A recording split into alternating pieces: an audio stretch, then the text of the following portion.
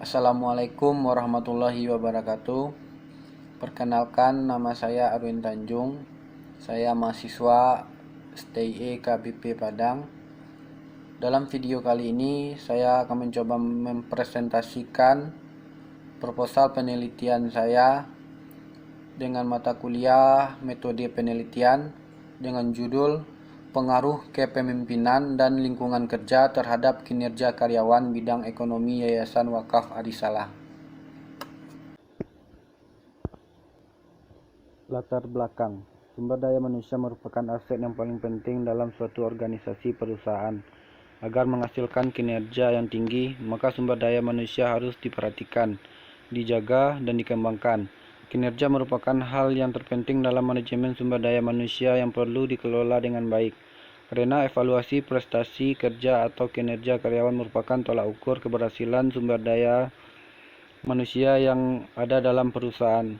Kinerja seorang karyawan akan terlihat dari bagaimana seorang karyawan menunjukkan prestasi kerjanya. Hal ini dibarengi dengan rasa tanggung jawab atas tugas dan pekerjaan. Permasalahan.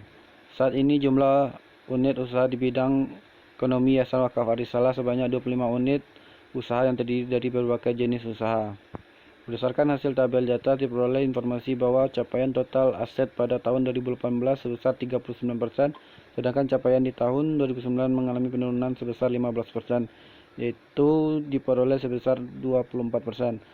Total omset yang diperoleh terjadi penurunan yang amat signifikan antara 2018 ke 2019 sebesar 188%. Hal ini menurunnya kinerja dapat membuat citra perusahaan juga semakin menurun, sehingga bidang ekonomi Yayasan Wakaf Adi Salah perlu dilakukan perbaikan kinerja tersebut. Rumusan masalah dan tujuan penelitian. Rumusan masalah.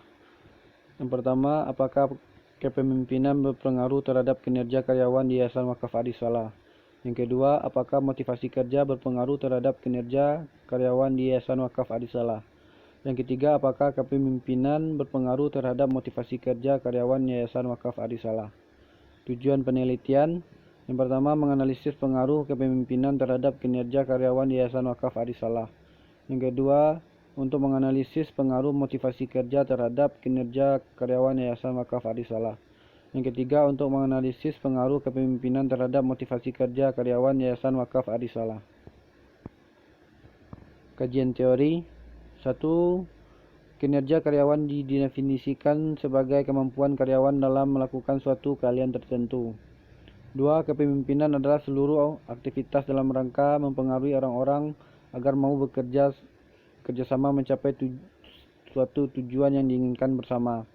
Yang ketiga, motivasi kerja mempersoalkan bagaimana caranya mendorong gairah kerja bawahan agar mereka mau bekerja keras dengan memberikan semua kemampuan dan keterampilannya untuk mewujudkan tujuan organisasi.